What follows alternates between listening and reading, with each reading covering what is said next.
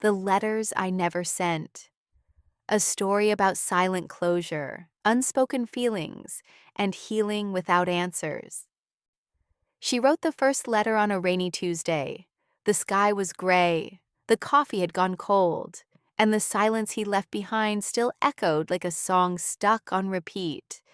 She sat at her desk with an old notebook, the one she used to write in when she still believed in forever. She wrote, "I don't hate you, but I wish you had stayed long enough to explain why you didn't." She didn't send it. She folded it carefully and placed it in a little box by her window. The second letter came weeks later.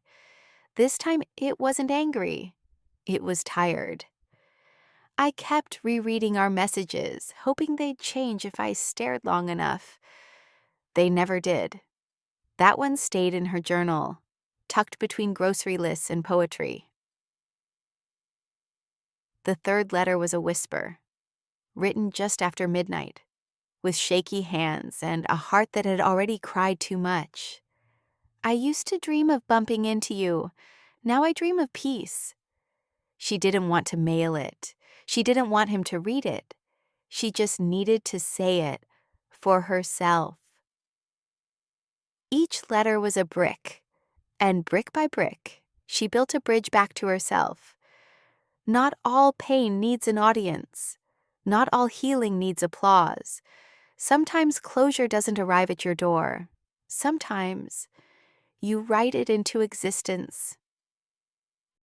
One morning, she opened the box, now filled with unsent words. She read each letter softly.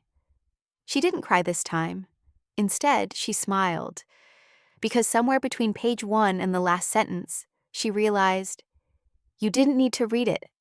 I just needed to write it." And that was enough.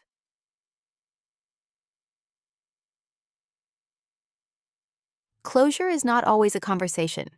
Sometimes it's the quiet act of putting your pain into words and choosing not to wait for someone to understand it.